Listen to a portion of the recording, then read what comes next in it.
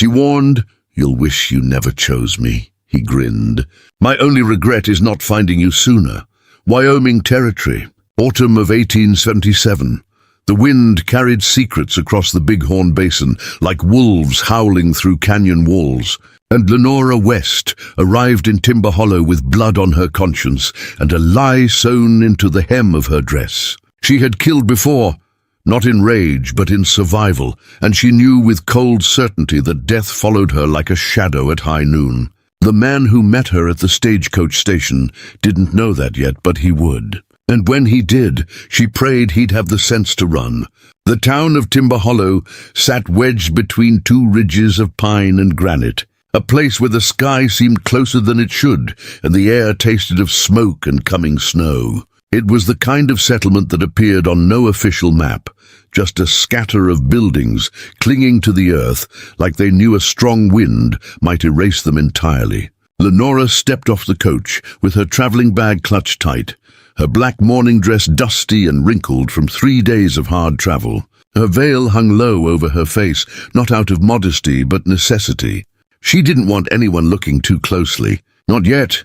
The driver tossed her trunk down with a thud that rattled the dirt. A few townspeople glanced her way with mild curiosity, then went back to their business. No one smiled. No one waved. This was frontier country, where strangers were measured by how long they stayed alive, not how friendly they seemed. Lenora's hands trembled slightly as she adjusted her gloves. She had answered an advertisement in a Kansas City newspaper 3 weeks prior.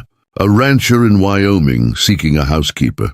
Widow preferred. No questions asked. That last part had sealed it. No questions meant no answers. No answers meant no noose.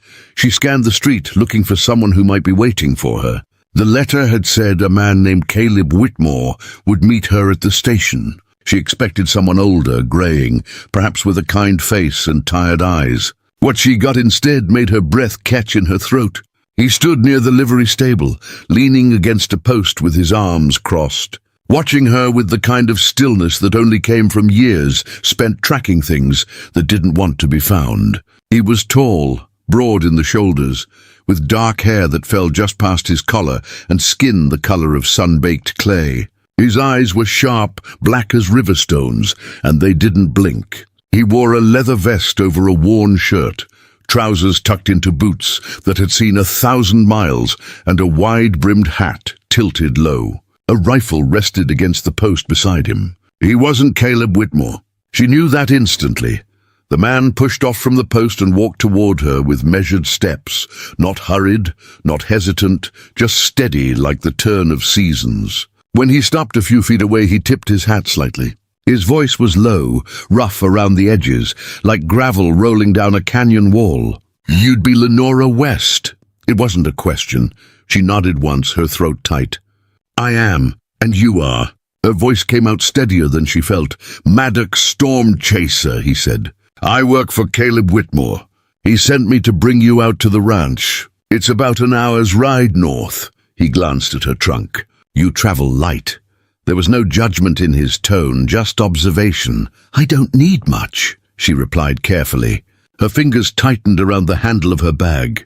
She didn't like the way he looked at her, not with desire or suspicion, but with a kind of quiet knowing, as if he could see through the veil, through the dress, straight down to the scars she kept hidden. Maddox nodded toward a wagon hitched nearby. "I'll load your things. You can wait in the shade if you'd like." "Sun's still hot this time of day." He didn't wait for her to respond. He simply walked over, lifted her trunk like it weighed nothing, and set it in the back of the wagon with care. Lenora watched him, trying to decide if she should be relieved or more afraid. He moved like a predator, all coiled strength and awareness. But there was no cruelty in his movements, no threat, just efficiency. She climbed onto the wagon seat without assistance, settling her skirts around her. Maddox took the reins and gave the horses a soft click of his tongue. They started forward, wheels creaking against the dirt road. For a long while neither of them spoke. The town fell away behind them, replaced by open land, rolling hills covered in sage and wild grasses that swayed in the wind. The mountains loomed in the distance, their peaks already dusted with early snow. The air smelled of pine and earth and something wild she couldn't name. Finally, Maddox broke the silence. "Caleb's a good man. Fair employer. He won't bother you none if you do your work." He kept his eyes on the road ahead. "I intend to," Lenora said quietly. "I'm not afraid of hard work." "Didn't figure you were." He glanced at her briefly, then back to the horses. "You came a long way." "Kansas City," the letter said. Her stomach tightened. "Yes. Long journey for a woman traveling alone." There was no accusation in his words, just a simple statement. "I had my reasons," she said, her tone firmer now. She didn't owe him explanations. She didn't owe anyone anything except the work she'd been hired to do. Maddox didn't press. He simply nodded. "Most folks who come out here do." He let that sit between them for a moment, then added, "You'll find Timber Hollow's a place where people mind their own business. Long as you're not causing trouble, no one cares where you came from." His words should have comforted her. Instead, they made her chest ache, because trouble wasn't something she caused. It was something she carried, whether she wanted to or not. They rode in silence for another stretch. Lenora studied him from the corner of her eye. His hands were steady on the reins, scarred and calloused. A thin leather cord hung around his neck, disappearing beneath his shirt. His jaw was strong, clean-shaven, and there was a faint scar along his right cheekbone, old and faded. He looked like a man who had survived things most people wouldn't. She wondered what his story was. Then she reminded herself it didn't matter. She wasn't here to make friends. She was here to disappear. The ranch came into view just as the sun began its descent toward the horizon, painting the sky in shades of amber and blood orange. It was larger than she expected. A sprawling property with a main house built from timber and stone, a barn, a bunkhouse, and several smaller outbuildings scattered across the land. Horses grazed in a fenced pasture, their coats gleaming in the fading light. Smoke curled from the chimney of the main house, and the smell of cooking meat drifted on the breeze. Maddox pulled the wagon to a stop near the front porch. He hopped down and came around to help her, but Lenora was already on the ground, smoothing her skirts. He didn't comment, just went to retrieve her trunk. The front door opened and a man stepped out. He was older, perhaps in his late 50s, with silver streaking through his dark hair and a neatly trimmed beard. He wore clean clothes, a vest over a pressed shirt, and his boots were polished. He looked every bit the successful rancher. "Mrs. West," he said warmly, descending the steps with an outstretched hand. "Caleb Whitmore. Welcome to the Twin Pine Ranch. I hope the journey wasn't too taxing." His smile was genuine, his handshake firm but not aggressive. "It was fine, thank you," Lenora replied, meeting his gaze briefly before looking away. She wasn't used to kindness.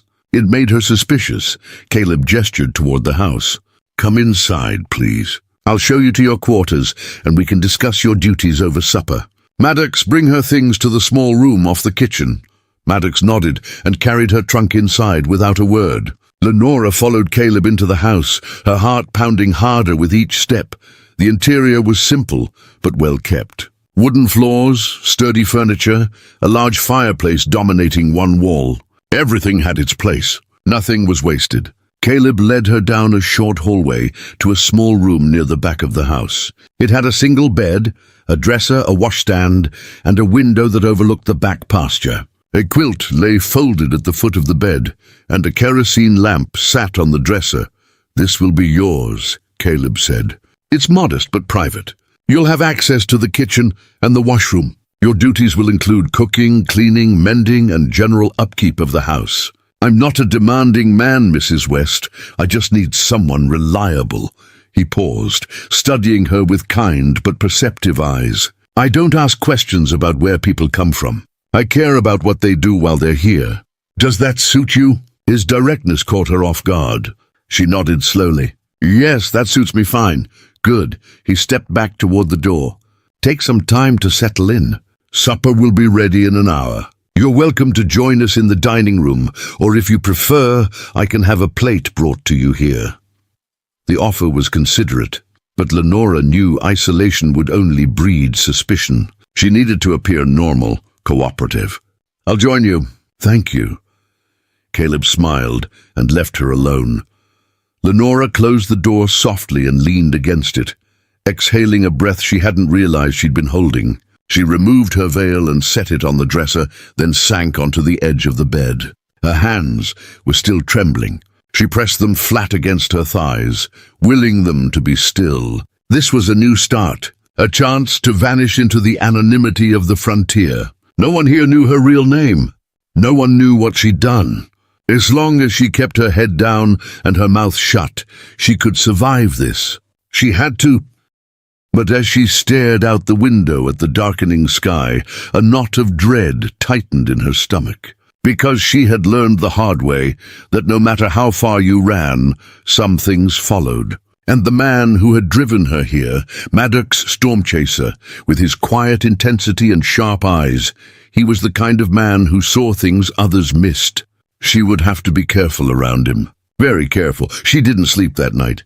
Every creak of the floorboards, every whisper of wind against the window made her body tense like a drawn bowstring. She lay in the narrow bed, staring at the ceiling, counting the knots in the wooden beams above her, trying to keep her mind from spiraling back to the night that had changed everything.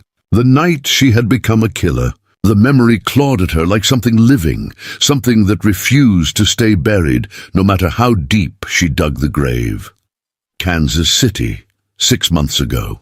Her husband, Thomas West, had been a good man once, or at least she had convinced herself of that in the early days of their marriage. But whiskey had a way of peeling back the layers of a man's soul, revealing what festered underneath. The beatings started small, a shove here, a grip too tight there, and then they grew into something monstrous. She had learned to move quietly through their small house, to keep her eyes down, to make herself invisible. But invisibility only worked until it didn't. That final night, Thomas had come home late, reeking of liquor and rage. He had lost money at cards, money they didn't have, and he needed someone to blame. Lenora had been in the kitchen, her hands deep in dishwater, when she heard the door slam.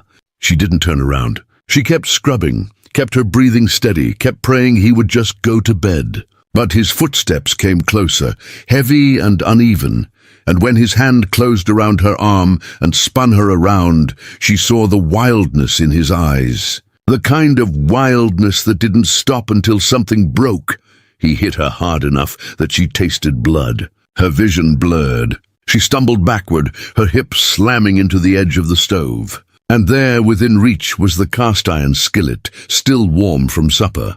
She didn't think. Thinking would have meant hesitation, and hesitation would have meant death. Her fingers closed around the handle, and when he lunged at her again, she swung with every ounce of strength she had left. The sound it made when it connected with his skull was something she would never forget, a dull, wet crack that echoed in the small kitchen like thunder. Thomas collapsed. Blood pooled beneath his head, dark and spreading, soaking into the floorboards she had scrubbed just that morning. Lenora had stood there for what felt like hours, but was probably only minutes, staring at his body, waiting for him to move, to get up, to come at her again. But he didn't. He never would again. She had killed him. Not in self-defense by the law's measure, because a wife defending herself from her husband was rarely seen as justified, especially when the husband came from a respected family and the wife was nobody. She knew what would happen if she stayed, a trial if she was lucky, a noose if she wasn't. So she ran. She had taken what little money was hidden in the house, packed a single bag, and disappeared into the night. She changed her name, altered her appearance as best she could, and kept moving west, always west, until she found the advertisement for Caleb Whitmore's ranch, a place remote enough that no one would come looking, a place where she could become someone else entirely. But lying in this unfamiliar bed, in this unfamiliar room, Lenora realized that becoming someone else was harder than she thought, because the blood was still on her hands, invisible but permanent, and no amount of distance could wash it away. She closed her eyes and tried to will herself into sleep, but all she saw was Thomas's face. Frozen in that final moment of surprise before the darkness took him, morning came too soon, announced by the crowing of a rooster and the pale grey light filtering through the window. Lenora rose stiffly, her body aching from a night spent rigid with tension. She dressed quickly in a simple work dress, pinned her hair into a tight bun, and splashed cold water on her face from the wash basin. Her reflection in the small mirror looked hollow. Dark circles under her eyes, skin too pale. She pinched her cheeks to bring some color back, then straightened her shoulders. She had work to do. Work meant routine. Routine meant normalcy. And normalcy meant survival. The kitchen was empty when she entered, but a fire had already been started in the stove, and a pot of coffee sat warming on the burner. She poured herself a cup and stood by the window, watching the sun crest the mountains and spill golden light across the valley. It was beautiful here, in a raw, untamed way that made her chest ache. She had never lived anywhere this open, this free. It felt both liberating and terrifying. Footsteps sounded behind her, soft but deliberate. She turned to find Maddox standing in the doorway, hat in hand, his dark eyes studying her with that same quiet intensity from the day before. He didn't smile, didn't speak right away, just stood there as if measuring her against some invisible standard. Finally, he nodded toward the coffee pot. "You're up early?" His voice was low, still rough with sleep. "I'm used to early mornings," Lenora said, keeping her tone neutral. She took a sip of her coffee, using the cup as a barrier between them.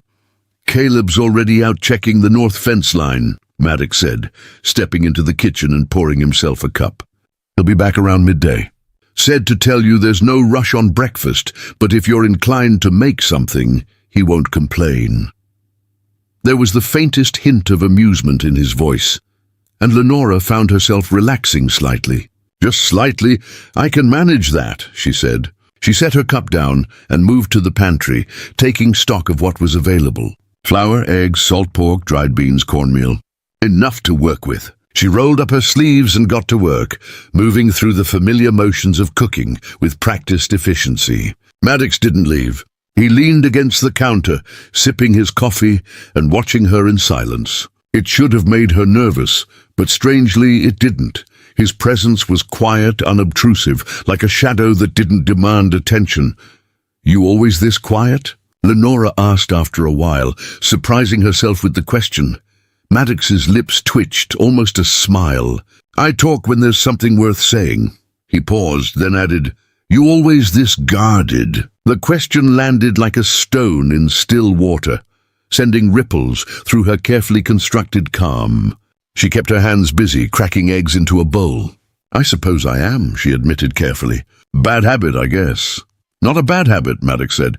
"Just means you've been hurt before."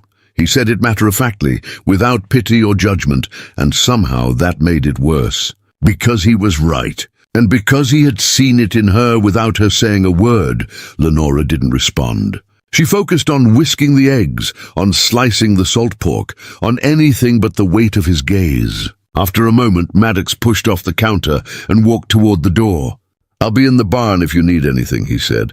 Then he was gone, the door closing softly behind him.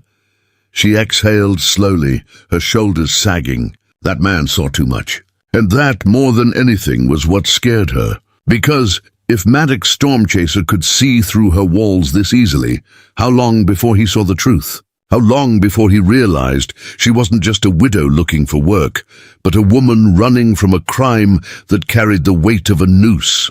By the time Caleb returned, Lenora had prepared a full meal, eggs, fried salt pork, cornbread, and fresh coffee. She served him in the dining room, and he thanked her warmly, his eyes crinkling with genuine appreciation. "This is excellent, Mrs. West, far better than anything I've managed on my own." She nodded, offering a small smile. "I'm glad you're pleased, Mr. Whitmore," he waved a hand. "Please, call me Caleb. We're not formal folk out here."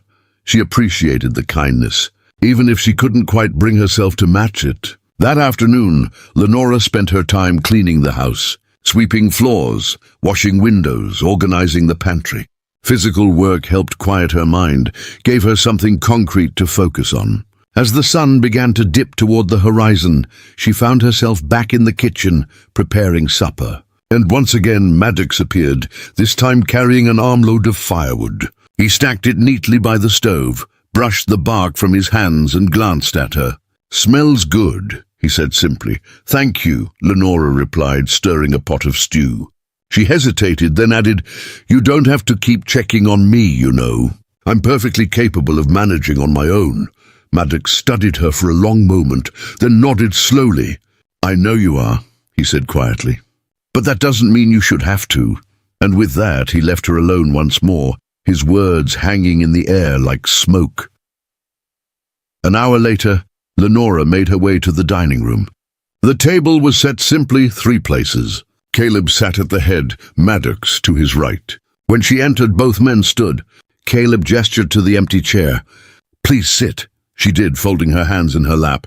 The stew was served, along with fresh biscuits and butter. They ate in comfortable silence for a few minutes before Caleb spoke. "Maddox has been with me for 5 years now," he said conversationally. "Best tracker in 3 territories. Knows this land better than any map. Cherokee on his mother's side, raised between 2 worlds. That's given him a perspective most men don't have." He glanced at Maddox with genuine respect. "I trust him with my life." There was weight in those words, a subtle message. Maddox could be trusted. Lenora wasn't sure if that made her feel safer or more exposed. Maddox said nothing, just continued eating. But Lenora caught the faint tightening of his jaw, the way his eyes flickered briefly to hers before returning to his plate. He didn't like being talked about, she realized. He preferred the shadows, the quiet spaces where he could observe without being observed. She understood that. She lived in those same spaces. After supper, Lenora excused herself and returned to her room. She changed into her nightgown, braided her hair, and sat on the edge of the bed with her hands folded in her lap. Sleep felt impossible. Her mind kept replaying the day, the journey, the look in Maddox's eyes when he first saw her. She rose and moved to the window, pulling back the thin curtain. The moon hung low and full, casting silver light across the pasture. And there, standing near the barn, was Maddox. He wasn't doing anything in particular, just standing, looking out toward the mountains, as if he were keeping watch or waiting for something. Lenora let the curtain fall and stepped back into the shadows of her room. She pressed a hand to her chest, feeling the rapid beat of her heart. She'd come here to hide, but something told her that hiding from a man like Maddox Stormchaser was going to be impossible. He was the kind of man who tracked things for a living, who read the land like a book, who saw what others missed. And she was the kind of woman who carried secrets that could get her killed. The collision between them felt inevitable, like 2 storms meeting on the horizon. She just didn't know yet if that collision would destroy her or save her. That night, she finally fell into a restless sleep. Her dreams filled with blood and fire and a pair of dark eyes that saw straight through her lies. When she woke just before dawn, her pillow was damp with tears she didn't remember shedding. She lay there for a long moment, staring at the ceiling, listening to the sounds of the ranch waking up around her. Horses nickering in the corral, the creak of the barn door, the distant sound of Maddox's voice, low and calm, speaking to the animals. She closed her eyes and took a deep breath. This was her life now, a housekeeper on a remote ranch in Wyoming, living under a borrowed name, cooking meals and scrubbing floors, and pretending she was someone she wasn't. It wasn't much, but it was all she had, and she would fight to keep it, even if that fight meant keeping the one man who might actually see her at arm's length. 3 weeks passed like water through cupped hands, quick and impossible to hold. Lenora fell into the rhythm of ranch life with surprising ease, rising before dawn to start the fires, preparing meals that Caleb praised with genuine warmth, mending shirts and trousers by lamplight while the wind howled outside. The work was hard, but it was honest, and honesty was something she hadn't known in a long time. She kept her head down, her words few, and her distance carefully measured, especially from Maddox. But distance was hard to maintain when a man seemed to appear wherever she was, not in an intrusive way, not hovering or demanding attention, but simply there. When she carried water from the well, he would materialize to take the heavy buckets from her hands without a word. When she hung laundry on the line behind the house, he would be nearby mending a fence or grooming a horse, close enough that she felt his presence like heat from a fire. And every evening, after supper, he would sit on the porch steps carving small figures from wood, his knife moving with practiced precision while she washed dishes through the kitchen window. She told herself it meant nothing. He was just being helpful. Protective, maybe, in the way men often were around women they considered fragile. But Lenora didn't feel fragile around Maddox. She felt seen, and that was far more dangerous. One morning she woke to find the air had turned bitter cold overnight. Frost clung to the windows like lace, and her breath misted in the small room despite the quilt piled over her. She dressed quickly, layering a shawl over her work dress, and hurried to the kitchen to start the fire. But when she arrived, the stove was already crackling with warmth, and a fresh pot of coffee sat steaming on the burner.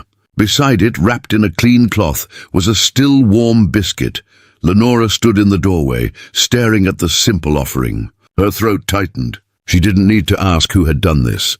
She already knew. Maddox had been up before her, had started the fire, made coffee, left her something to eat. Not because she had asked, not because it was expected. Just because he had thought of her. She picked up the biscuit and held it in her hands, feeling its warmth seep into her cold fingers. Something inside her chest cracked just a little, just enough to let in a sliver of light she hadn't realized she'd been blocking out. She ate the biscuit slowly, savoring every bite, and when she finally poured herself a cup of coffee, she found herself smiling. Just a small, private smile that no one would ever see. Later that morning, Caleb asked her to ride into town with Maddox to pick up supplies. Lenora's stomach dropped. She hadn't been back to Timber Hollow since the day she arrived, and the thought of returning made her skin crawl. But refusing would raise questions she couldn't afford to answer. So she nodded, smoothed her skirts, and climbed onto the wagon seat beside Maddox without protest. The ride into town was quiet, the kind of silence that felt comfortable rather than oppressive. Maddox didn't push for conversation, and Lenora was grateful. She watched the landscape roll by, the golden grasses bending under the wind, the mountains standing tall and indifferent in the distance. It was beautiful in a way that made her heart ache, vast and open and free in ways she had never been. When they reached Timber Hollow, Maddox pulled the wagon to a stop outside the general store. He hopped down and came around to offer her his hand. Lenora hesitated, then accepted, his grip firm and warm and steady. He didn't hold on longer than necessary, just helped her down and stepped back. "I'll get the grain and hardware," he said. "You handle the dry goods, and whatever else Caleb put on the list. Meet back here in an hour." She nodded and watched him walk toward the feed store, his long strides purposeful and unhurried. Inside the general store, Lenora moved through the aisles with quiet efficiency, gathering flour, sugar, coffee, dried beans, and a few other staples. The shopkeeper's wife, a round woman with kind eyes and flour-dusted hands, chatted pleasantly as she tallied the items. Lenora offered polite responses, careful not to reveal too much, and was just about to pay when the door opened behind her. She didn't turn around immediately, but the sudden shift in the air, the way the shopkeeper's wife's smile faltered, made her spine stiffen. Heavy footsteps crossed the wooden floor, deliberate and slow. A voice, low and oily, slithered into her ears like poison. "Well, now, isn't this a surprise? Mrs. West, isn't it?" Lenora's blood turned to ice. She knew that voice. She had heard it before, back in Kansas City at her husband's funeral.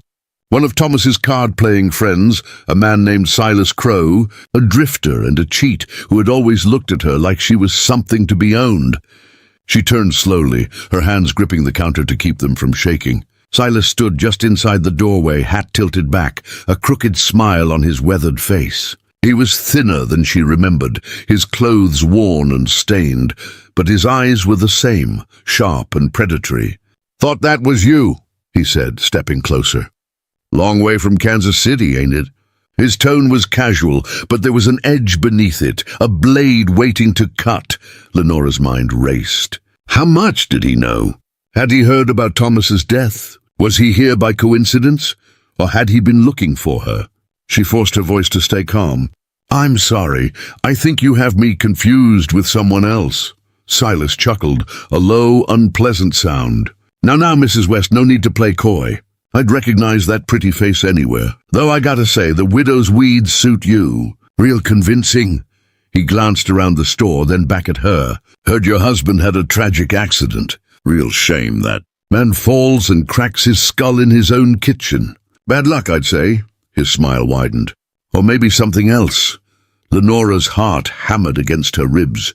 He knew, maybe not all of it, but enough. Enough to ruin her. Enough to see her hanged. She opened her mouth to respond, but before she could, the door swung open again, and Maddox stepped inside. His eyes immediately found hers, then shifted to Silas. His expression didn't change, but something in the air did. The temperature seemed to drop 10 degrees. Everything all right here? Maddox's voice was calm, almost conversational, but there was steel beneath it. He moved to stand beside Lenora, close enough that she could feel the solid presence of him, a wall between her and whatever threat Silas represented. Silas's smile faltered slightly. He looked Maddox up and down, taking in the height, the broad shoulders, the knife strapped to his belt, and the rifle slung over his back. Before we jump back in, tell us where you're tuning in from, and if this story touches you, make sure you're subscribed, because tomorrow I've saved something extra special for you. Just catching up with an old friend, Silas said smoothly. Didn't mean to cause any trouble. Maddox's gaze didn't waver. Didn't look like friendly conversation to me. His tone was flat, final. Silas raised his hands in mock surrender. Easy, friend. No harm meant. He tipped his hat to Lenora. Mrs. West, pleasure seeing you again. I'm sure we'll run into each other real soon. The threat in his words was unmistakable. Then he turned and sauntered out of the store, the door swinging shut behind him. Lenora stood frozen, her breath coming in shallow gasps. The shopkeeper's wife busied herself with wrapping the goods, clearly wanting no part of whatever drama had just unfolded. Maddox didn't move. He just stood there, his eyes still on the door, as if making sure Silas was truly gone. Then he turned to Lenora. You know that man? His voice was quiet, but there was no mistaking the concern beneath it. Lenora swallowed hard. She wanted to lie, to brush it off, to say it was nothing, but the look in Maddox's eyes told her he wouldn't believe it, and maybe, just maybe, she was tired of lying. I knew him, a long time ago. He was a friend of my late husband's. Her voice was barely above a whisper. I didn't expect to see him here. Maddox studied her for a long moment, his dark eyes searching hers. He looked at you like a man who wants something, and not something good. Lenora's hands trembled. She pressed them flat against the counter. He's trouble. Always has been. Maddox nodded slowly. Then we'll make sure he stays far away from you. It wasn't a question. It was a promise. They finished gathering the supplies in silence and loaded the wagon. The ride back to the ranch felt longer than it should have, every mile stretching out like a test of endurance. Lenora couldn't stop replaying Silas's words, the way he had looked at her, the thinly veiled threat in his voice. He knew. And if he knew, it was only a matter of time before he tried to use it against her. When they arrived back at the ranch, Maddox unloaded the wagon while Lenora carried the dry goods into the kitchen. Her hands were still shaking, and she nearly dropped a sack of flour before catching it at the last second. She set it down on the counter and braced herself against the edge, trying to steady her breathing. She heard footsteps behind her and turned to find Maddox standing in the doorway. You're scared, he said simply. Not an accusation, just a fact. Lenora wanted to deny it, to put up her walls and push him away like she always did. But she was so tired. Tired of running, tired of hiding, tired of carrying the weight of her past alone. Yes, she admitted quietly, I'm scared. Maddox stepped into the kitchen, closing the door behind him. He didn't come too close, just leaned against the wall, giving her space. "What does he want from you?" Lenora shook her head. "I don't know. But men like Silas Crow don't let things go. If he thinks there's something to gain, he'll dig until he finds it." Her voice broke slightly. "And when he does, it'll be the end of me." Maddox was quiet for a long moment. Then he said, "Whatever you're running from, it's yours to keep. I won't ask, but I will tell you this. You're not alone anymore. You've got a place here, and you've got people who'll stand with you, me included." The sincerity in his voice nearly undid her. Lenora blinked back the tears that threatened to spill. "Why?" she whispered. "Why would you do that for someone you barely know?" Maddox's expression softened. "Because I know what it's like to carry something heavy, and I know what it's like when someone finally offers to help you carry it." He pushed off from the wall and walked toward the door, then paused. "You don't have to tell me your secrets, Lenora, but you don't have to carry them alone either." He left her standing there, his words echoing in the quiet kitchen. Lenora sank into a chair and covered her face with her hands. For the first time in months, she let herself cry, not out of fear or despair, but out of something she couldn't quite name, something that felt dangerously close to hope. That evening, after supper, Lenora found herself unable to sit still. She wandered out onto the porch, wrapping a shawl around her shoulders against the cold.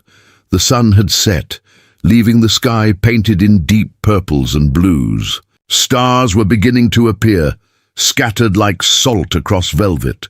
She stood at the railing, staring out at the darkening land, trying to make sense of the storm brewing inside her.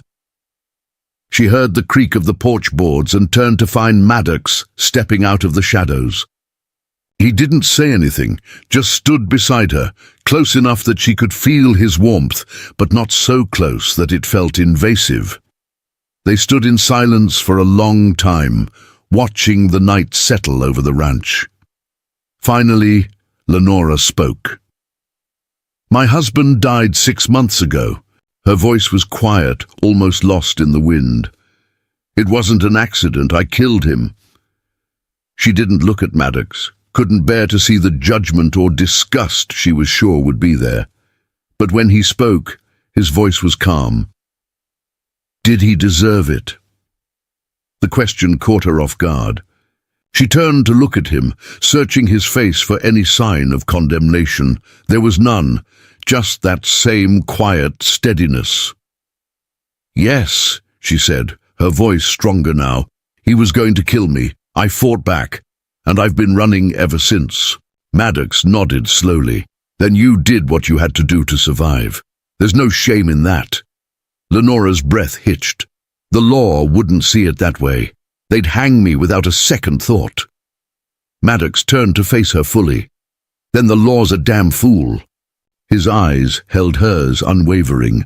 "You're not a murderer, Lenora. You're a survivor, and out here that's all that matters." Tears slipped down her cheeks before she could stop them. Maddox reached out slowly, giving her time to pull away if she wanted. When she didn't, he gently brushed the tears away with his thumb. His touch was warm, careful, reverent. "You don't have to be afraid anymore," he said softly. "Not here, not with me." Lenora closed her eyes, leaning into his touch for just a moment before pulling back. "You don't know what you're offering," she whispered. "If Silas talks, if anyone finds out, they'll come for me, and anyone standing with me will go down too." Maddox's jaw tightened. "Let them try." The fierce protectiveness in his voice made her chest ache. She wanted to believe him, wanted to believe that she could stay here, that she could be safe, that she could let herself trust this man who had shown her nothing but kindness. But trust was a luxury she couldn't afford. Not yet. Maybe not ever. "Thank you," she said quietly. "For everything." Maddox nodded, then stepped back, giving her space again. "Get some rest. Tomorrow's a new day." He disappeared back into the house, leaving her alone with the stars and the wind and the fragile, terrifying hope that maybe, just maybe, she'd finally found a place where she could stop running. Winter arrived with teeth bared and claws extended, transforming the Bighorn Basin into a landscape of white silence and bitter winds that cut through wool and leather, like they were nothing. Snow piled high against the barn doors, and ice formed thick sheets over the water troughs that had to be broken each morning with an axe. The world contracted, became smaller, more intimate, and Lenora found herself spending more time inside. The warm confines of the ranch house, often in the company of the two men who had become her unlikely protectors. Caleb had taken to reading by the fire in the evenings, his spectacles perched on his nose as he pored over agricultural journals and livestock reports. Maddox occupied himself with leatherwork, mending saddles and bridles with the same quiet focus he brought to everything else. And Lenora sat in the rocking chair near the window, sewing by lamplight, her needle moving through fabric in steady, rhythmic pulls. It felt almost domestic, almost like a family, and that terrified her more than Silas Crow ever could.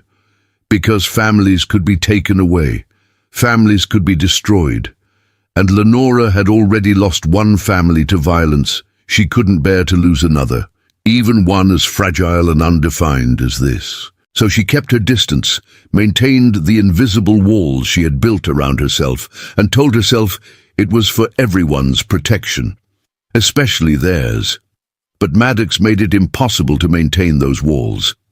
He didn't push, didn't demand, didn't try to force his way into her confidence. He simply existed in her orbit, steady and constant as the North Star, offering small kindnesses that accumulated like snowfall until she found herself buried beneath the weight of his quiet devotion. He repaired the latch on her bedroom door without being asked. He left firewood stacked neatly outside her window so she wouldn't have to venture into the cold. He carved her a small wooden bird, smooth and perfect, and left it on the kitchen table one morning with no explanation. Lenora kept the bird in her pocket, running her fingers over its polished surface whenever her anxiety threatened to consume her. It became a talisman, a reminder that not all men were destroyers. Some men built things, some men created beauty where there had been none, and some men, rare as they were, saw broken things and chose to protect them rather than finish the job of breaking them apart.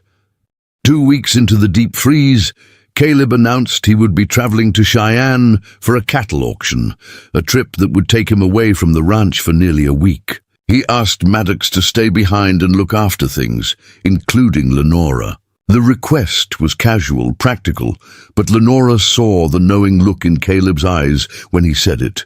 He had noticed the way Maddox watched her, the way she unconsciously gravitated toward him, and he approved. That approval should have comforted her. Instead, it made her feel exposed.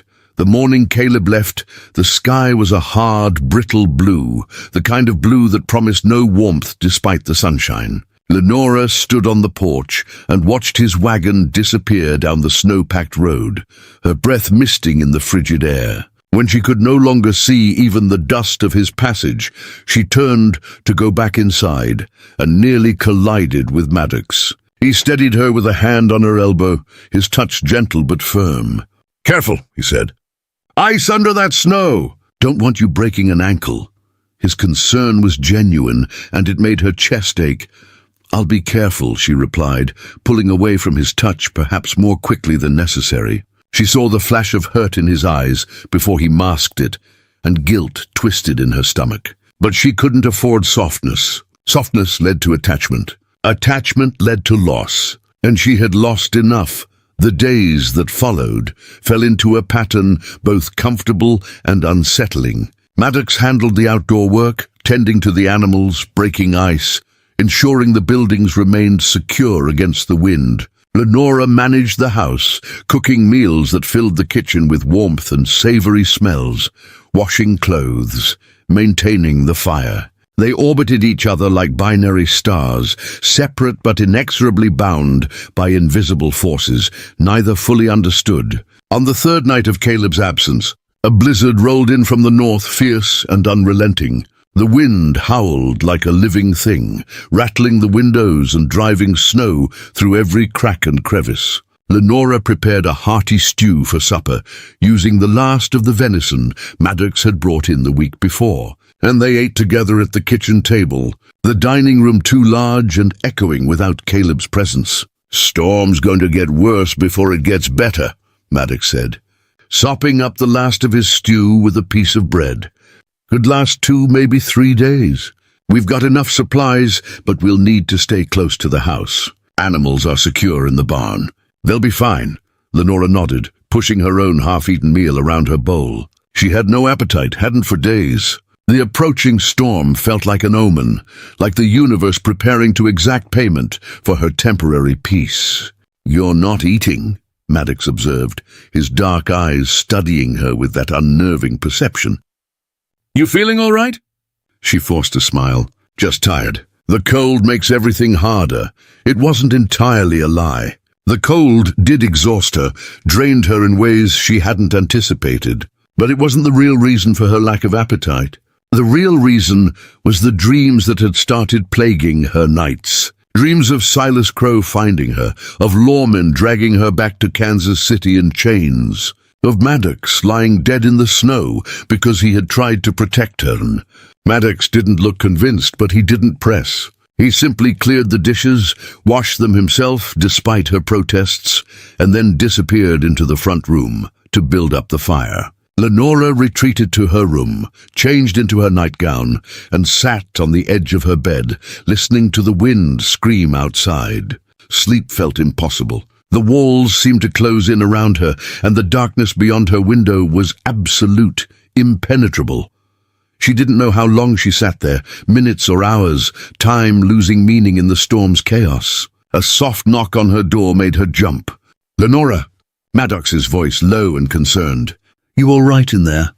She stood, wrapping a shawl around her shoulders, and opened the door a crack. Maddox stood in the hallway, still fully dressed, a blanket draped over one arm. "I'm fine," she said, though her voice betrayed her. "Just listening to the storm," he nodded slowly. "It's a bad one. Reminds me of the winter I spent in the mountains with my mother's people.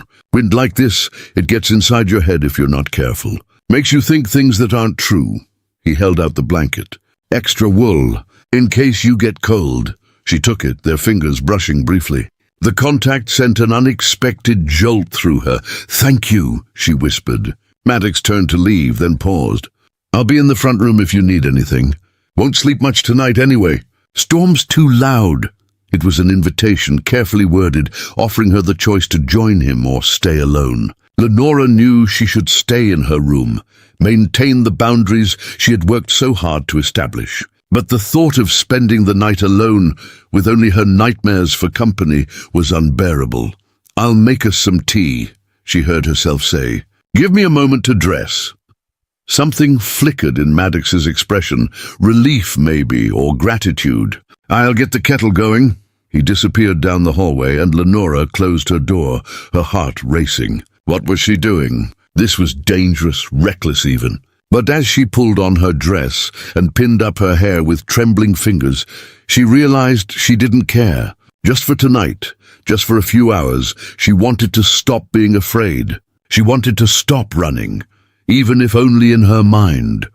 When she entered the front room, Maddox had stoked the fire until it roared, filling the space with golden light and blessed warmth. He had arranged 2 chairs near the hearth, angled so they faced each other but not too closely. The kettle sat on a hook over the flames, already beginning to steam. Lenora settled into one of the chairs, tucking her skirts around her legs, and watched as Maddox prepared the tea with surprising delicacy. "My mother taught me," he said, answering her unspoken question. "Said a man who couldn't make proper tea was only half civilized." He handed her a cup, the ceramic warm against her palms.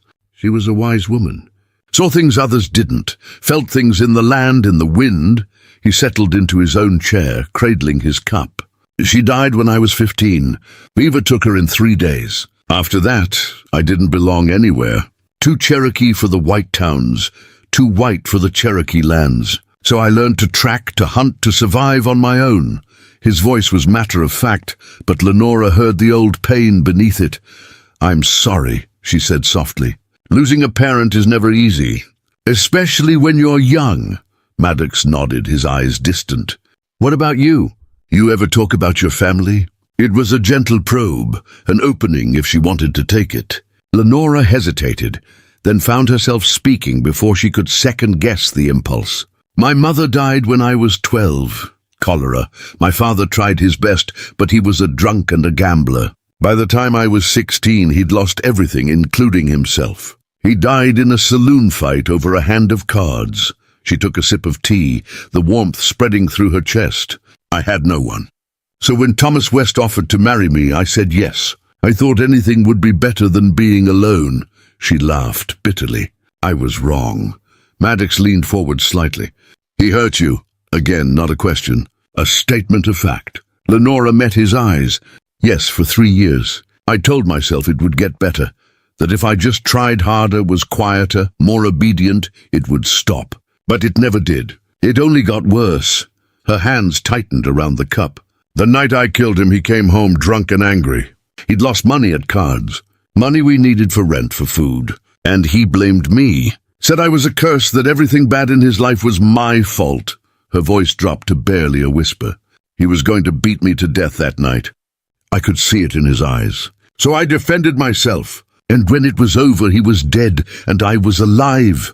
Tears streamed down her face, but she didn't bother wiping them away.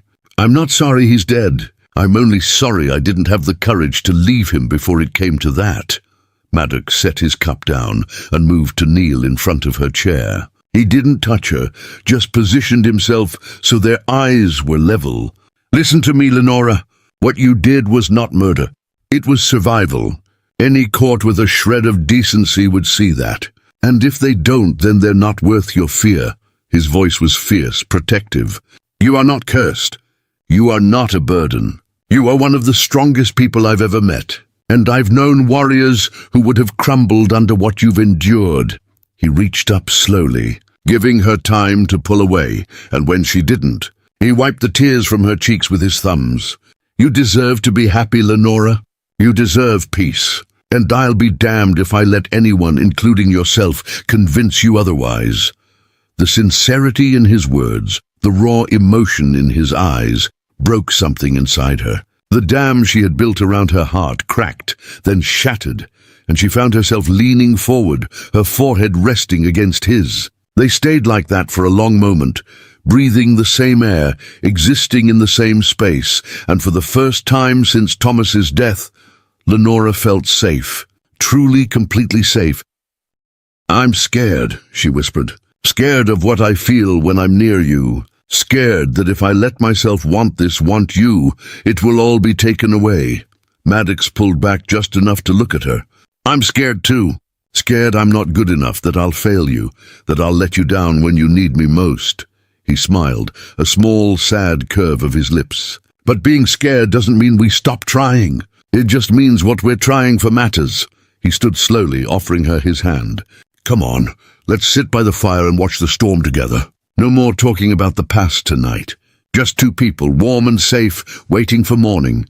Lenora took his hand and let him lead her to the rug in front of the fireplace. They sat side by side, shoulders touching, watching the flames dance and listening to the wind rage outside. And slowly, gradually, Lenora felt the tension drain from her body. She leaned her head against Maddox's shoulder, and when his arm came around her, gentle and tentative, she didn't pull away.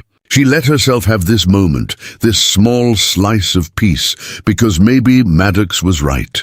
Maybe being scared didn't mean stopping. Maybe it just meant what they were building mattered enough to be worth the risk. They stayed like that until the fire burned low and the storm finally began to ease. When Lenora's eyes grew heavy and her breathing deepened, Maddox carefully lifted her into his arms and carried her back to her room. He laid her on the bed, pulled the blankets over her, and stood there for a moment watching her sleep. Then he bent down and pressed the lightest kiss to her forehead. "Sleep well, Lenora," he whispered. "I'll keep you safe. I promise." And he meant it with every fiber of his being, but promises, no matter how sincere, couldn't stop the darkness that was already closing in. Because 3 days later, when the storm had passed and the sun returned to melt the snow, a rider appeared on the horizon. A rider with a familiar slouch in his saddle and a predatory gleam in his eyes. Silas Crow had come calling, and with him he brought the past Lenora had been desperately trying to outrun. Lenora was kneading bread dough when she saw him through the kitchen window, a dark figure on horseback, cutting across the white expanse of snow like a wound opening in clean flesh. Her hands froze mid-motion, flour dusting her knuckles as recognition slammed into her chest with the force of a physical blow. Silas Crow sat tall in his saddle, his coat collar turned up against the cold, his hat pulled low. But there was no mistaking the predatory ease with which he moved. Like a wolf who had finally tracked his prey to ground. She didn't scream. Screaming would only bring Maddox running from the barn, and she needed a moment to think, to prepare, to decide how to handle what was coming. Because Silas wasn't here by accident. Men like him never were. He wanted something, and Lenora knew with sickening certainty that whatever it was would cost her everything she had fought so hard to build in this fragile sanctuary. Her heart hammered against her ribs as she wiped her hands on her apron and moved to the door, stepping out onto the porch just as Silas reined his horse to a stop at the hitching post. He dismounted with theatrical slowness, taking his time, making sure she understood that he held all the power in this moment. When he finally looked up at her, his smile was all teeth and no warmth. The smile of a man who enjoyed watching things squirm before he crushed them. "Mrs. West," he drawled, removing his hat in a mockery of politeness. Or should I say Mrs. Thomas West, widow of the late and not particularly lamented Thomas West of Kansas City. He let the words hang in the air like nooses. Funny thing about widows. They usually attend their husbands' funerals. But you vanished like smoke. Got folks back east wondering why. His eyes glittered with malicious amusement. Got the law wondering too. Lenora forced herself to stand straight to meet his gaze without flinching. "What do you want, Silas?" Her voice came out steadier than she felt, and she took small comfort in that. He chuckled, a low, unpleasant sound. "Direct, I like that. Saves us both time." He glanced around the ranch, taking in the well-maintained buildings, the healthy livestock visible in the distance. "Nice setup you got here. Good land, solid house, respectable employer." His gaze swung back to her, sharpening. Be a shame if certain information reached certain ears. Information about how Thomas West didn't just fall and crack his skull, how his grieving widow disappeared the same night with all his cash and valuables, how there might be a warrant out for her arrest on suspicion of murder.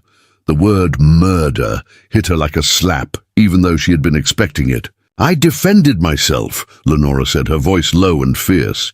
"Thomas was going to kill me." Anyone who knew him, knew what he was capable of, would understand that.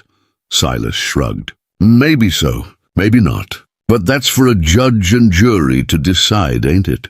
And we both know how those proceedings usually go for women who kill their husbands. Rich, well-connected husbands with families that have lawyers and influence." He took a step closer to the porch. "Now I'm not an unreasonable man. I don't see any profit in turning you over to the law. But I do see profit in other arrangements." Lenora's stomach turned to ice. "What kind of arrangements?" Silas's smile widened. "The kind where you remember who your real friends are. The kind where you show some gratitude to the man who's keeping your secret. I'm thinking a partnership of sorts. You've got access to this ranch, to Whitmore's money and resources. I've got needs. Seems like we could help each other out." His meaning was clear, and it made her skin crawl. He wanted her to steal from Caleb, to betray the man who had given her refuge without question or judgment. "No," Lenora said flatly. "I won't steal from Caleb. I won't betray him. Find someone else to exploit." Silas's expression darkened. You're not in a position to refuse me, darling. One word from me in the right ear, and you'll be on your way back to Kansas City in chains. Is that what you want? To hang for killing a man everyone knew was a mean drunk. He leaned against the porch railing, his posture casual but his eyes hard. Or maybe I should have a conversation with that Cherokee tracker who's been sniffing around you. Bet he doesn't know about your colorful past. Wonder how fast he'd run once he learned the truth. He already knows. The voice came from behind Silas, low and dangerous, and both Silas and Lenora turned to see Maddox standing 20 feet away. Rifle held loosely in his hands, barrel pointed at the ground, but ready to rise in an instant. He must have approached from the barn while they were talking, moving with the silent grace that came from years of tracking game through difficult terrain. His face was expressionless, but his eyes burned with a cold fury that made even Silas take an involuntary step back. Preparing and narrating this story took us a lot of time, so if you are enjoying it, subscribe to our channel. It means a lot to us now. Back to the story. She told me everything, Maddox continued, his voice deadly calm. About her husband, about what he did to her, about how she defended herself and had to run, because men like you would twist it into something it wasn't. He moved closer, each step measured and deliberate. And here's what I told her. I told her she did nothing wrong. I told her she's under my protection. And I told her that anyone who tried to hurt her would have to go through me first. He stopped, positioning himself between Silas and the porch. So here we are. Silas tried to recover his swagger, but it rang hollow now, a cheap costume slipping off to reveal the coward underneath. Easy now, friend. This is between me and the lady. No need for things to get ugly. Maddox's jaw tightened. Things are already ugly. You rode onto this property with the intention of blackmailing a woman who's done nothing but try to survive. That makes you lower than snake shit in my book. He raised the rifle slightly, not quite aiming, but making his point clear. Now you've got two choices. You can get on that horse and ride out of here, and we never see you again. Or we can settle this another way. Your choice. For a long moment, the three of them stood frozen in a tableau of tension, the winter wind the only sound. Lenora's hands gripped the porch railing so hard her knuckles turned white. She wanted to tell Maddox to let it go, to not risk himself for her, but the words died in her throat because she knew he wouldn't listen. He had made his choice the moment he picked up that rifle. Silas's eyes darted between Maddox and Lenora, calculating odds, measuring risks. Finally, he raised his hands in surrender, a gesture that looked more like mockery than genuine submission. All right. No need for violence. I was just leaving anyway. He backed toward his horse, never taking his eyes off Maddox. But this ain't over. You're making a mistake protecting her. Woman like that, she's poison. She'll drag you down with her, you'll see. He swung into his saddle, gathering the reins. When things go bad, and they will, don't say I didn't warn you. Ride, Maddox said, his voice flat and final. Silas spurred his horse and rode off at a gallop, kicking up plumes of snow in his wake. Maddox stood watching until he disappeared over the ridge, then finally lowered his rifle. When he turned to look at Lenora, the fury had drained from his face, replaced by concern. Are you all right? He asked, climbing the porch steps. Lenora nodded, though her whole body was shaking now that the immediate danger had passed. I'm sorry. I never wanted to bring trouble to your door. Maddox set the rifle aside and took her hands in his touch warm and grounding. You didn't bring trouble. That bastard did. And he's gone now. But even as he said it, both of them knew the truth. Silas Crow wasn't the type to give up easily. That night, neither of them could sleep. Lenora lay in her bed staring at the ceiling, listening to the house settle and creak around her, every sound making her flinch. She kept seeing Silas's face, kept hearing his threats, kept imagining lawmen arriving to drag her away in chains. Around midnight, she gave up on sleep entirely and wrapped herself in a shawl. Padding quietly down the hallway toward the kitchen for water, she found Maddox already there, sitting at the table in the dark, a cup of untouched coffee growing cold in front of him. He looked up when she entered, and even in the dimness she could see the tension in his shoulders, the worry etched into the lines of his face. "Couldn't sleep either?" she asked softly, moving to sit across from him. He shook his head. "Keep thinking about what comes next. That man's not going to let this go. He'll be back, or he'll send word to the law, or he'll find some other way to make trouble." He reached across the table and took her hand. "We need a plan." Lenora squeezed his fingers, drawing strength from his touch. "Maybe I should just leave. Head further west or north into Montana. Disappear again before anyone else gets hurt." Maddox's grip tightened. "No, running won't solve this. You'll spend the rest of your life looking over your shoulder, never settling, never having peace. That's no way to live." His dark eyes met hers, intense and unwavering. "We face this together. We get ahead of it. Maybe we go to the territorial marshal. Tell him your story before Silas can poison the well. Self-defense is self-defense, even in Kansas City. With the right testimony, with people willing to vouch for your character, we might have a chance." "That's a big risk," Lenora said, though hope fluttered weakly in her chest. "What if they don't believe me? What if they side with Thomas's family?" Maddox was quiet for a moment, thinking. "Then we have a backup plan. We get you across the border into Canada if we have to, but I'd rather try the legal route first. At least then you'd know you fought for your freedom instead of just running from it." He brought her hand to his lips, pressing a gentle kiss to her knuckles. "Whatever happens, you're not alone in this. I meant what I said. Anyone who wants to get to you goes through me." They sat there in the darkness, hands clasped across the table, drawing comfort from each other's presence. Lenora felt something shift inside her, some final wall crumbling away. She'd been so focused on protecting herself, on not letting anyone get close, that she had forgotten what it felt like to be part of something larger than survival. To be part of a partnership. To be loved, even if neither of them had spoken that word aloud yet. The crash of breaking glass shattered the moment. Both of them leaped to their feet as orange light suddenly bloomed outside the kitchen window. Fire! The barn was on fire. "Silas!" Maddox snarled, already running for the door. "That son of a bitch came back!"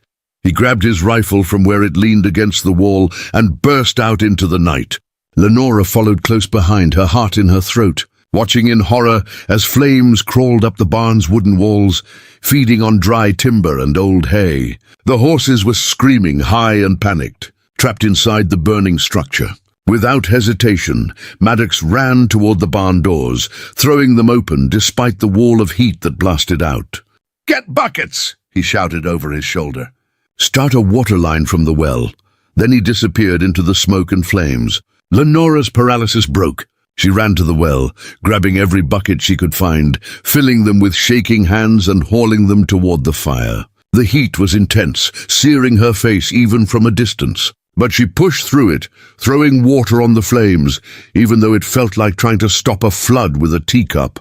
Maddox emerged from the barn, leading 2 terrified horses, their eyes rolling white with fear. He released them and plunged back inside for the others. Lenora wanted to scream at him to stop, to not risk his life, but she knew it would be useless. Those animals were his responsibility, and he would die before he abandoned them. So instead she worked harder, hauling water, dousing flames, trying to slow the fire's spread to the other buildings. Minutes felt like hours. Smoke stung her eyes and throat, making her cough until her ribs ached. Her dress was soaked with water and sweat, her hands blistered from the bucket handles. But she didn't stop. And finally, Maddox emerged one last time with the last 2 horses, his face black with soot, his clothes singed and smoking. He staggered away from the barn and collapsed to his knees, coughing violently. Lenora dropped her bucket and ran to him, falling to her knees beside him, her hands frantically checking him for injuries. "Are you hurt?" "Maddox, answer me, are you hurt?" He shook his head, still coughing, and managed to gasp out, "I'm fine." All the horses made it. That's what matters. Behind them the barn continued to burn, the flames reaching toward the stars, but the other buildings were safe. They had contained it. As the adrenaline drained away, leaving exhaustion and shock in its wake, Lenora wrapped her arms around Maddox and held him tight. feeling his heartbeat against her chest, solid and real and alive. "Don't ever do that again," she whispered fiercely. "Don't ever risk yourself like that. I can't lose you." "I won't." Maddox pulled back just enough to look at her, his soot-stained face serious. "I could say the same to you. Running into a fire to help me." He touched her cheek, leaving a smudge of ash. "We're a pair, aren't we? Both too stubborn to let the other face danger alone." Despite everything, Lenora laughed, a sound somewhere between a sob and genuine amusement. "I suppose we are." She rested her forehead against his. "Silas did this. He's trying to destroy everything I care about." Maddox's expression hardened. "Then we end this. Now. Tonight, before he can do any more damage." He stood, pulling Lenora up with him. "I'm going after him. He can't have gotten far. And when I find him, we're going to have a conversation about consequences. I'm coming with you," Lenora said immediately. Maddox started to protest, then saw the determination in her eyes and nodded. "All right. But you stay behind me, and you do exactly what I say." "Agreed," she nodded. They armed themselves, Maddox with his rifle and knife, Lenora with a pistol from Caleb's gun cabinet that Maddox quickly taught her to load and fire. Then they set out into the night, following the tracks Silas had left in the snow. Tracks that led away from the ranch and into the dark hills beyond. The moon was bright enough to see by, turning the landscape into a study in silver and shadow. They moved quickly but carefully, Maddox reading the signs in the snow with practiced ease. After about a mile, they found Silas's camp, a small fire burning in a sheltered hollow, the man himself sitting beside it, warming his hands, confident and unaware. Maddox signaled for Lenora to stay back, then stepped into the firelight, rifle raised and ready. "End of the line, Silas," he said coldly. Silas jumped to his feet, his hand going to the gun at his hip, but he froze when he saw Maddox's rifle pointed at his chest. "Easy now," he said, raising his hand slowly. "No need for anyone to get shot." Maddox's finger rested on the trigger. "You burned my barn, tried to kill innocent animals, all because you couldn't extort the woman I love." The words hung in the air, and Lenora's breath caught. "The woman I love." He had said it, out loud, in front of a witness. "You're making a mistake," Silas said, his voice shaking now despite his attempt at bravado. "I'll tell everyone what she did. She'll hang, and you'll hang with her for helping her."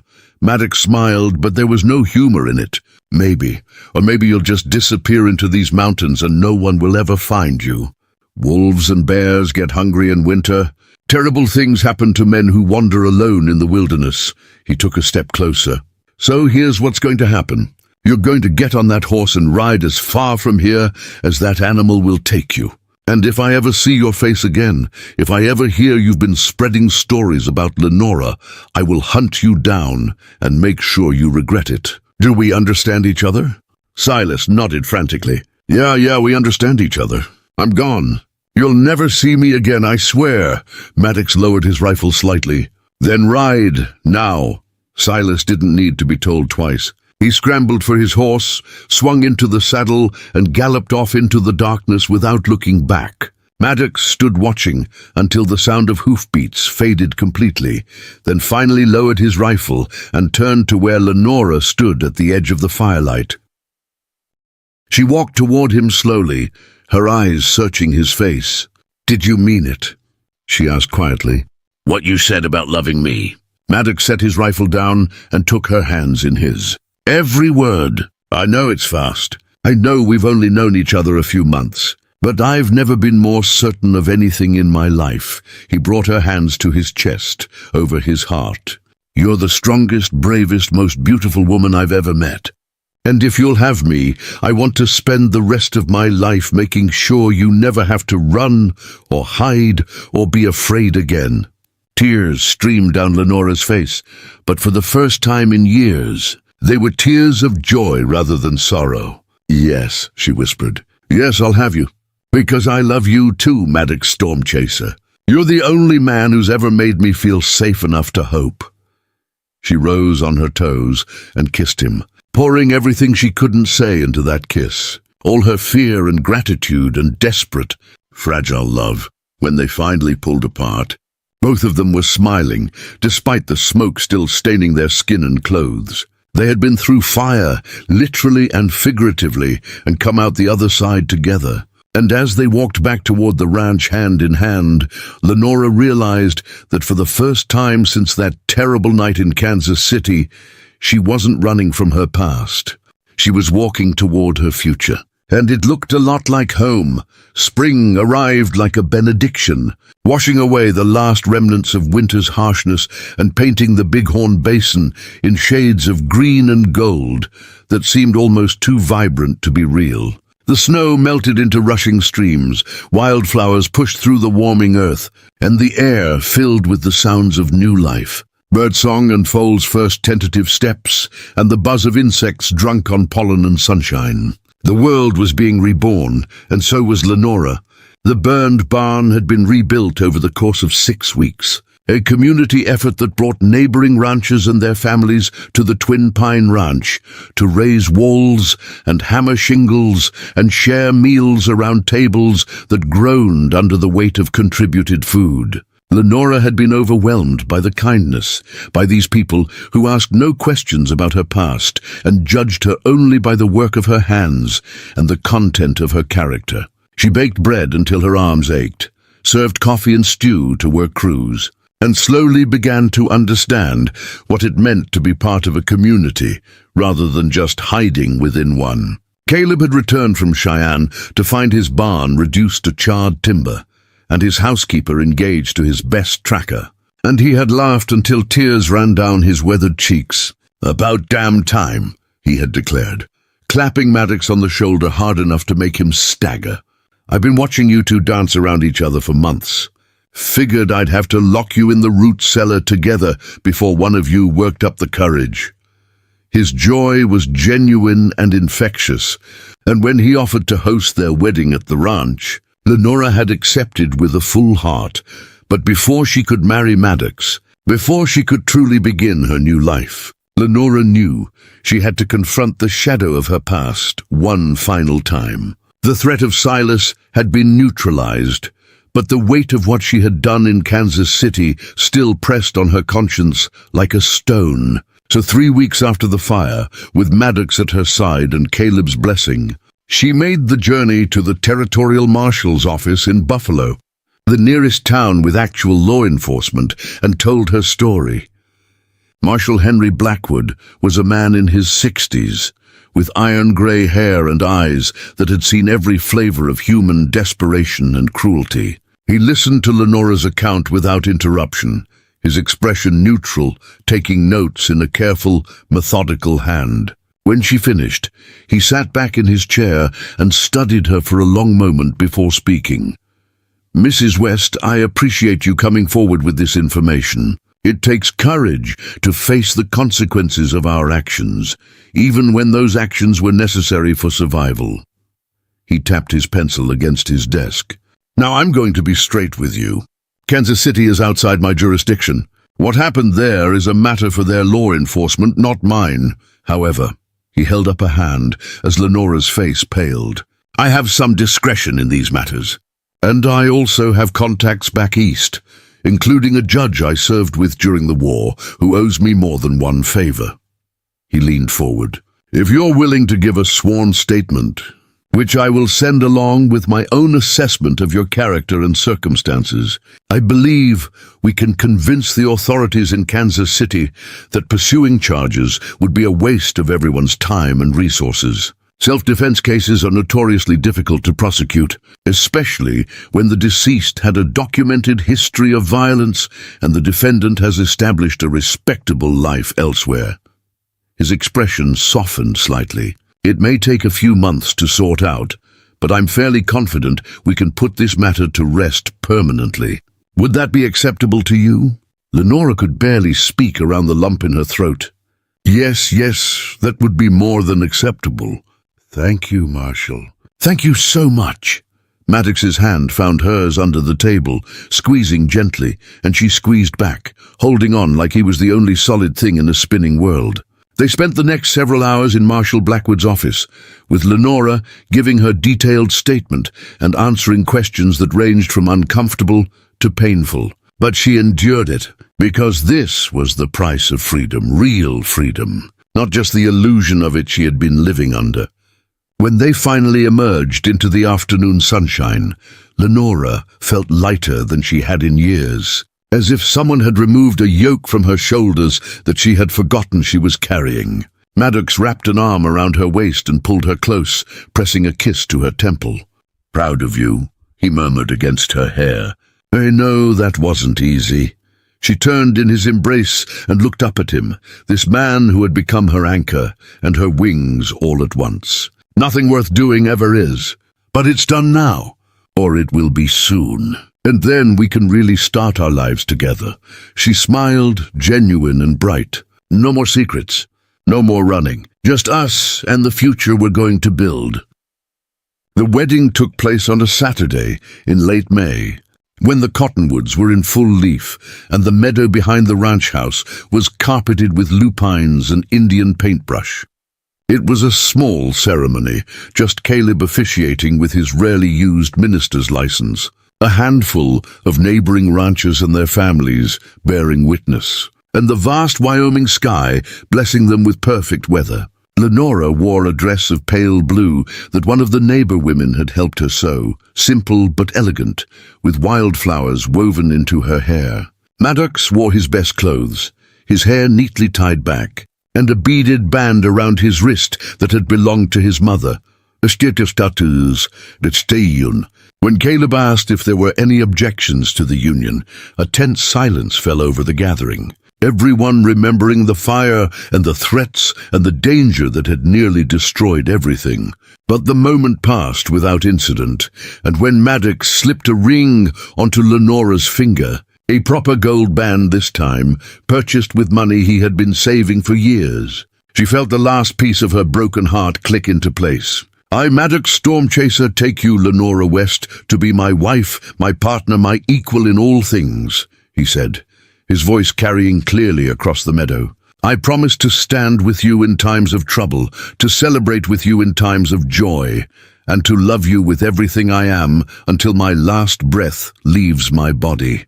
His dark eyes held hers, intense and unwavering. "You are my home, you are my family, and I will spend the rest of my life making sure you know it." Lenora's voice shook as she recited her own vows, but it was the trembling of emotion rather than fear. "I, Lenora West, take you, Maddox Stormchaser, to be my husband, my protector, my greatest adventure. I promise to trust you with my fears, to share with you my dreams, and to build a life worthy of the love you've shown me." Tears streamed down her face, but she was smiling through them. "You saw me when I was invisible. You stayed when I tried to push you away. You fought for me when I couldn't fight for myself. And I will love you, honor you, and choose you every day for the rest of my life."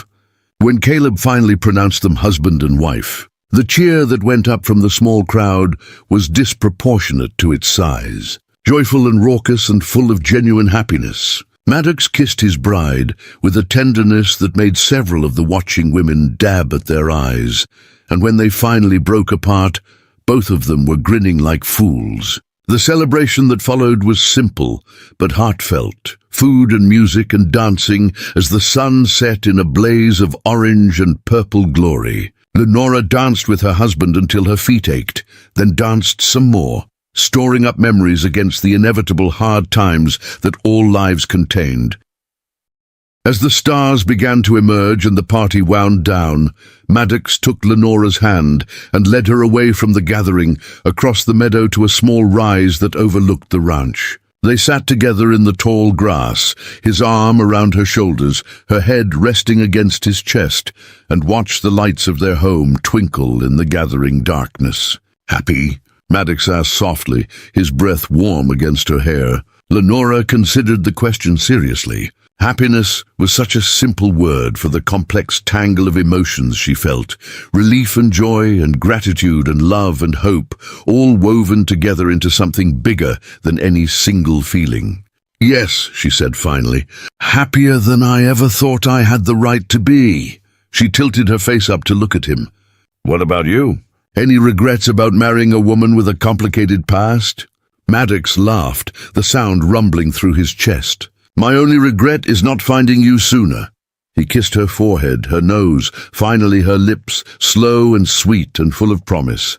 Everything that happened before, all the pain and fear and running, it brought you here. To me, to this moment. So no, I don't regret a single second. I'd do it all again, if it meant ending up right here with you in my arms. His hand came up to cup her cheek. You're mine now, Lenora Stormchaser. And I'm yours. Nothing and no one is going to change that. The name sent a thrill through her. Lenora Stormchaser.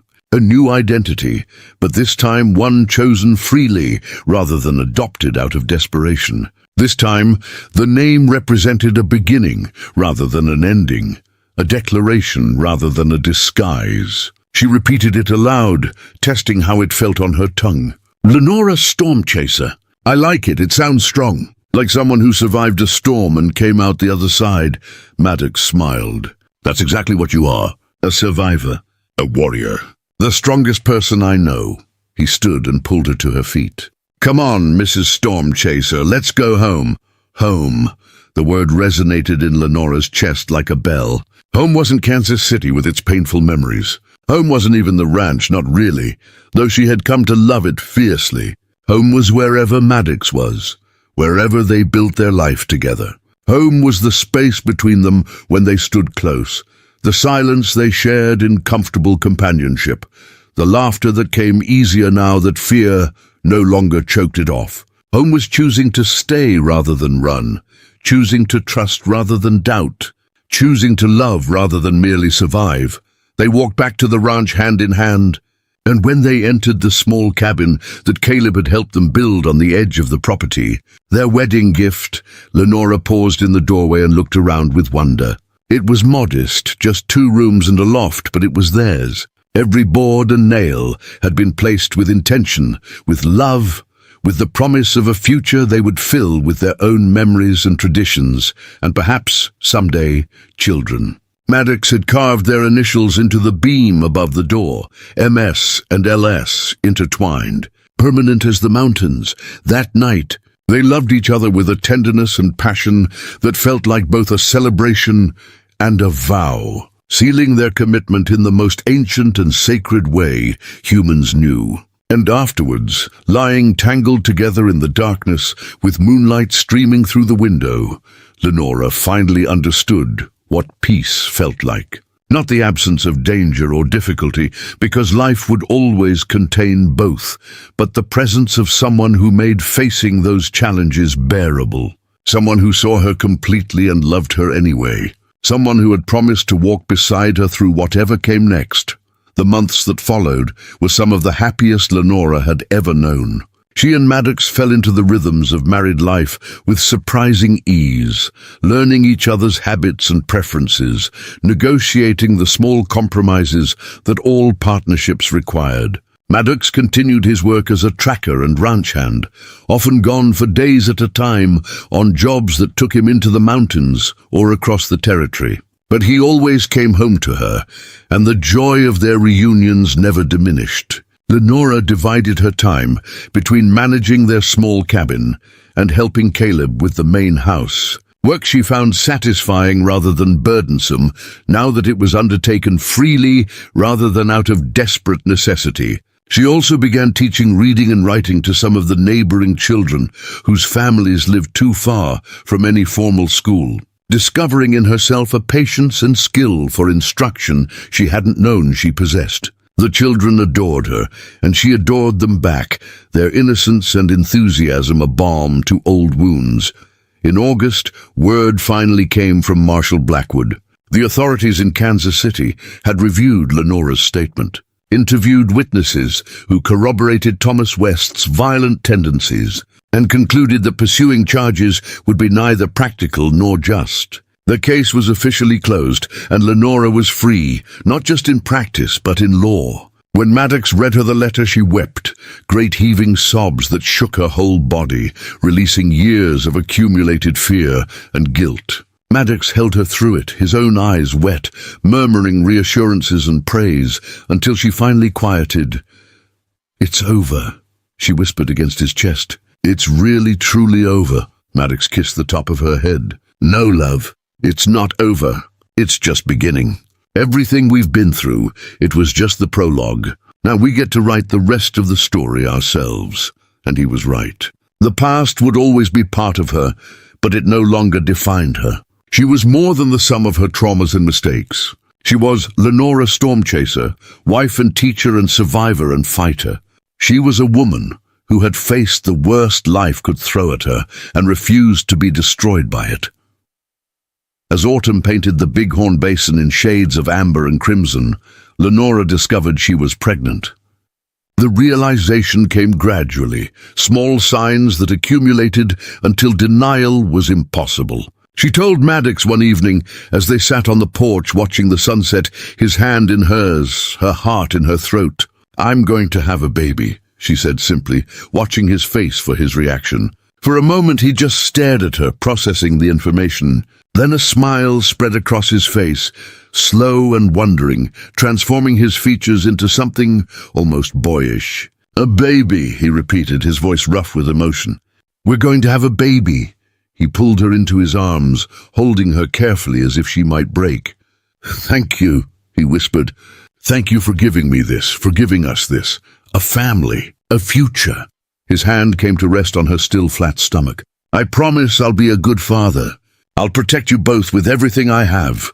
Lenora knew he would. Knew it with the same certainty she knew the sun would rise tomorrow and the seasons would turn.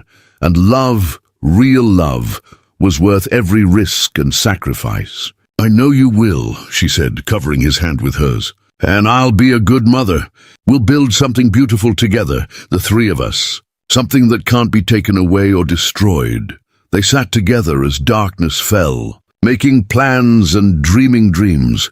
Two people who had found each other against impossible odds and refused to let go. The child was born the following spring. A daughter with her mother's delicate features and her father's dark eyes, and a cry that announced she would not be ignored. They named her Sage, after the plant that covered the Wyoming hills, hardy and resilient and beautiful in its own unique way. Caleb became a doting grandfather in all but name, carving toys and telling stories and spoiling the baby shamelessly. The neighboring families celebrated the birth with gifts and well-wishes, and Lenora marveled at how thoroughly she had been accepted into this community. One evening, when Sage was 6 months old and sleeping peacefully in her cradle, Maddox and Lenora stood together on their porch, watching the stars emerge. "Do you ever think about how things might have been different?" Lenora asked quietly. "If I hadn't answered Caleb's advertisement, if you hadn't been the one to meet me at the station, if any of 100 small things had gone differently?" Maddox considered the question. "Sometimes," he admitted, "but then I look at you, at our daughter, at the life we've built, and I realize that everything happened exactly the way it needed to. All the pain and fear and struggle, it was the path we had to walk to get here. And here is exactly where I want to be." Lenora turned in his arms, rising on her toes to kiss him softly. She warned, "You'll wish you never chose me," she quoted with a small smile. "And you said, 'My only regret is not finding you sooner.' Do you remember that? Back at the beginning?" Maddox chuckled. "I remember. You were terrified. I was an arrogant fool who thought I could win you over with charm and persistence." He pulled her closer. "Turns out I was right, but it took a lot longer than I expected." Lenora laughed, the sound light and free. "You were patient. You saw me when I couldn't see myself. You believed in me when I had given up believing in anything." She rested her head against his chest, listening to the steady beat of his heart. "Thank you for not giving up on me. Thank you for being the kind of man who stays." "Always," Maddox promised, his arms tightening around her. "Through every storm, every trial, every challenge that comes our way. I'll stay. We'll stay together." Inside the cabin, Sage stirred and made a small sound, not quite crying, but announcing she would wake soon and demand attention. Lenora reluctantly pulled away from Maddox's embrace. "Duty calls," she said with a smile. But before she went inside, she paused and looked back at her husband. This man who had saved her in every way a person could be saved. "I love you, Maddox Storm Chaser, more than words can express. Thank you for giving me a reason to stop running and start living." Maddox's expression softened with such tenderness it made her breath catch. "I love you too, Lenora, and I'd choose you again, every single time, in every version of this life we could have lived. You're my only regret and my greatest joy, and I wouldn't change a single moment of our story." As Lenora stepped inside to tend to their daughter, she realized that was the truest thing anyone had ever said to her. Their story hadn't been easy. It had been written in blood and tears and fire, in fear overcome and trust hard won. But it was theirs, authentic and earned, and more valuable than any fairy tale precisely because they had fought for it. Years would pass. Children would grow. Seasons would turn. There would be good times and hard times, laughter and tears, triumphs and losses. But through it all, Maddox and Lenora would face everything side by side. Two people who had found each other in the wilderness and chose to build a home rather than keep wandering. They had been broken when they met, both carrying wounds that seemed too deep to heal. But love, real love, had proved stronger than pain. Trust had proved stronger than fear. And hope, fragile but stubborn hope, had proved stronger than despair. You see, the woman who arrived in Timber Hollow with blood on her conscience and terror in her heart was gone, transformed by acceptance and understanding and the revolutionary idea that she deserved happiness. In her place stood Lenora Stormchaser, wife and mother and teacher and friend, a woman who had survived the storm and learned to dance in the rain. She had warned him he would wish he never chose her.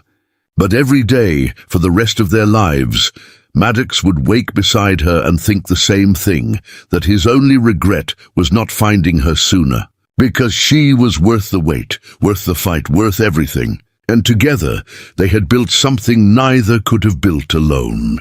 They had built a life worth living. They had built a love worth dying for. But most importantly, they had built a future worth believing in. And in the end, that was everything. The Wyoming wind carried the scent of sage and wildflowers across the Twin Pine Ranch as Lenora stood on the porch of their cabin, her hand shading her eyes against the afternoon sun. In the distance, she could see Maddox riding back from the north pasture, his silhouette unmistakable even at this distance, the easy way he sat his horse, the confident set of his shoulders. 3 years of marriage had only deepened her love for him, seasoning it with familiarity and trust until it felt as essential as breathing. At her feet, 3-year-old Sage played with a set of wooden animals her father had carved, arranging them in elaborate patterns only she understood, narrating their adventures in a constant stream of chatter that made Lenora smile. The child had her father's dark hair and her mother's green eyes, and a spirit fierce enough to make both parents wonder what they had unleashed upon the world. Behind Lenora, in the cabin, 6-month-old River slept in his cradle, named for the waterway where Maddox's mother had been born, a connection to heritage and history that mattered deeply to them both. Life had settled into a rhythm that felt both purposeful and peaceful. The ranch prospered under Caleb's steady leadership and Maddox's skilled management of the land and livestock. Lenora had expanded her teaching, now instructing nearly a dozen children from surrounding homesteads twice a week in the main ranch house, transforming one of the unused rooms into a proper schoolroom with donated books and slates. The work filled her with purpose she had never known existed. Maddox reached the cabin and dismounted with fluid grace, tying his horse to the hitching post before bounding up the porch steps. Sage squealed and launched herself at her father's legs, and he scooped her up with a laugh, tossing her gently into the air before settling her on his hip. "How are my girls?" he asked, leaning in to kiss Lenora soundly. "And my boy? Still sleeping?" Lenora nodded, returning his kiss with interest. "River just went down about 20 minutes ago. I'm hoping for at least an hour before he wakes up demanding to be fed again." She studied Maddox's face, noting the slight tension around his eyes. "What's wrong? Something happen out at the north pasture?" Maddox set Sage down, ruffling her hair before turning his full attention to his wife. "We had a visitor while I was out checking fence lines. Man named Samuel Bridger, deputy marshal from Cheyenne. He was looking for you." Lenora's stomach dropped like a stone into cold water. After 3 years of peace, the past had found her again. Her hands began to tremble, and she gripped the porch railing to steady herself. "What did he want?" "Did he say?" Her voice came out smaller than she intended. Maddox's hand covered hers on the railing, warm and solid. "Nothing bad, I promise. Actually, the opposite. He came to deliver news that the Kansas City authorities have officially expunged your case from their records. Marshal Blackwood pushed it through, called in every favor he had. They've issued a formal declaration stating that Thomas West's death was ruled justifiable self-defense, and no charges will ever be filed. You're completely clear, Lenora. Legally, officially, permanently clear." He pulled an envelope from his coat pocket and handed it to her. "He left this. It's the official documentation. Said you might want it for your records." Lenora took the envelope with shaking hands, breaking the seal and pulling out the papers inside. The legal language was dense and formal, but the meaning was clear. The state of Missouri had closed her case with a finding of justified homicide in self-defense. All records had been sealed. No prosecution would be pursued. She was, in every legal sense, free. The paper blurred as tears filled her eyes, spilling down her cheeks faster than she could wipe them away. "It's really over," she whispered. "After all this time, it's truly over." Maddox pulled her into his arms, holding her while she wept, his own eyes suspiciously bright. Sage watched them with concern, tugging on her mother's skirt. "Mama crying." "Mama said."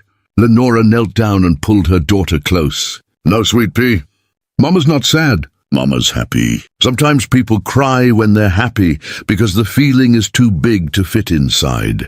Sage considered this with the seriousness only a 3-year-old could muster. "Big happy?"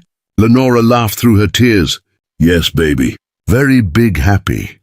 That evening, after the children were both asleep and the stars had emerged in their thousands, Lenora and Maddox walked down to the creek that ran through the eastern edge of their property.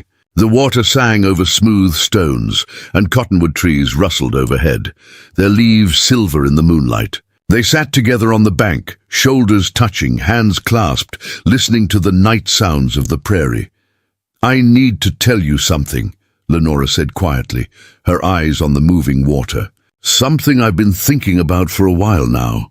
Maddox turned to look at her, his expression attentive. "I'm listening." She took a deep breath, gathering her thoughts. "When I came to Wyoming, I was running from the law, from my past, from myself. I thought if I could just get far enough away, I could leave it all behind and become someone new. But that's not how it works, is it? You can't outrun yourself. You can only face yourself and decide to be better." She squeezed his hand. "You taught me that. You and Caleb and this place. You showed me that redemption isn't about forgetting who you were. It's about choosing who you want to become." Maddox listened without interrupting, his thumb tracing circles on the back of her hand. "For a long time I defined myself by what had been done to me," Lenora continued. "I was Thomas's victim. I was a murderer, even though it was self-defense. I was a fugitive. I was damaged and broken and unworthy of love. But you refused to see me that way. You saw strength where I saw weakness. You saw courage where I saw cowardice. You saw a future where I only saw a past." She turned to face him fully. "And slowly, because you believed in me, I started to believe in myself. Started to see that I could be more than my worst moment. That I could build something instead of just surviving." Tears streamed down her face again, but she was smiling. "So thank you. Thank you for loving me when I couldn't love myself. Thank you for fighting for me when I was too tired to fight. Thank you for giving me Sage and River and this life that I never dreamed I deserved." Maddox's own eyes were wet now, and he pulled her close, pressing his forehead to hers. "You saved me too," he said roughly. "Before you, I was just existing, going through the motions. I had Caleb and the ranch and my work, and I told myself that was enough. But it wasn't. I was lonely in a way I didn't even recognize until you showed up and filled all the empty spaces I didn't know I had." He cupped her face in his hands. "You gave me purpose. You gave me family. You gave me a reason to wake up every morning excited about what the day might bring. So no, love, you don't need to thank me. We saved each other. That's how this works." They kissed then, slow and deep and full of 3 years of accumulated love and gratitude and partnership. When they finally pulled apart, both of them were smiling, the kind of smile that came from deep contentment rather than momentary happiness. "What do you want to do now?" Maddox asked. "Now that you're officially free? Anything you want, anywhere you want to go, I'll make it happen." Lenora considered the question seriously. 3 years ago, she would have said she wanted to disappear, to find some remote corner of the world where no one knew her name or her story. But now, the thought of leaving this place, these people, this life they had built together, filled her with sorrow rather than relief. "I want to stay," she said firmly, "right here. I want to watch our children grow up in this valley. I want to teach more students and help them discover their potential.